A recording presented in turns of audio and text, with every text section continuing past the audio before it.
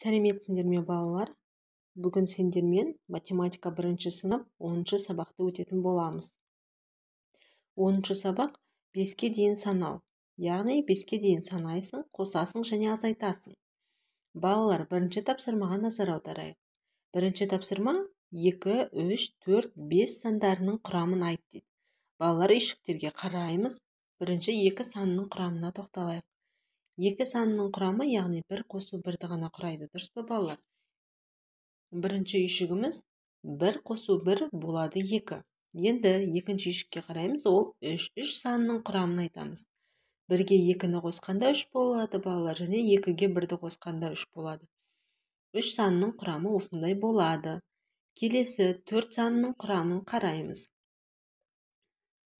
4-тің үйшігінде қандай сандар тұрады екен балалар? Қараймыз. 1 қосылған 3 4 болады, 2 қосылған 2 4 болады, және 3 қосылған 1 4 болады. Келесі 5 санының құрамын айтамыз.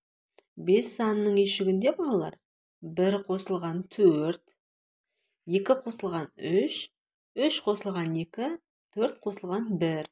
Бұлардың барлығының жауабы 5 болады балалар. Балалар, сабақ түсінікті болды ма?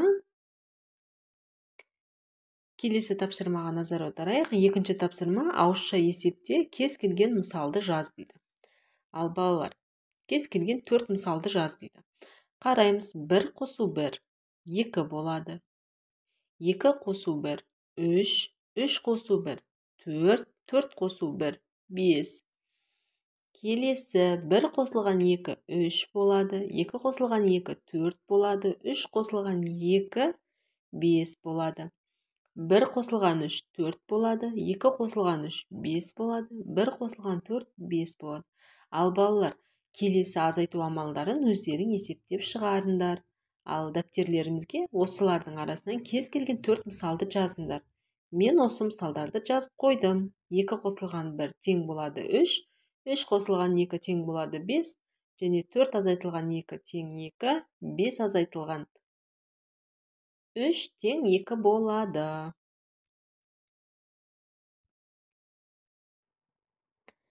Келесі балалар, 3-ші тапсырмаға назар аударамыз.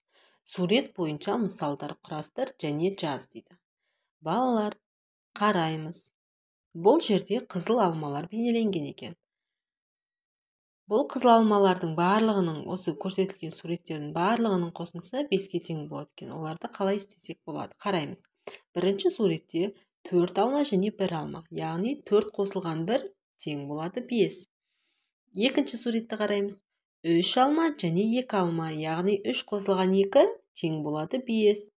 Келесі 2 алма, 1 алма және 2 алма, яғни 2 қосылған 1 қосылған 2, яғни алмалардың санын қосамыз. Сол кезде 5 болады. 1 қосылған 4, яғни 1 алма қосылған 4 алма тең болады 5 алма.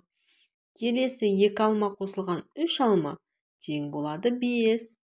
Енді 1 алма, 2 алма және 2 алма. Үшеуін қосқан кезде балалар 5 болады. Яғни бұл 5 саны жауабы шығады барлығында. Келесі 4-ші тапсырмаға назар аударамыз. 5 қарындашты бос қаламсауытқа сал. Әр қаламсауытта неше қарындаштан болуы мүмкін дейді. Ал балалар, қараймыз. Мына жерде 5 қарындаш бар екен. Ал және 2 ғана қаламсауыт бар. Балалар, біз осы 5 қарындашты 2 қаламсауытқа қалай салуымызға болады?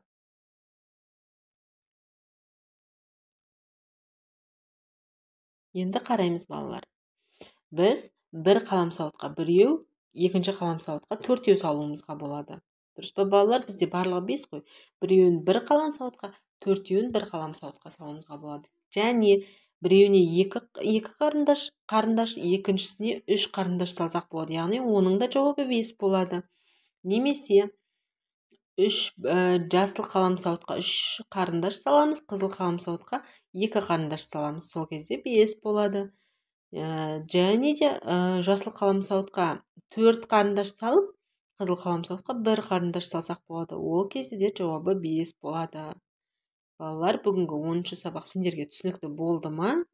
Біз 10-шы сабақ, яғни 5-ке дейін санап және 5-ке дейінгі сандарды қосып азайтуды үйрендік.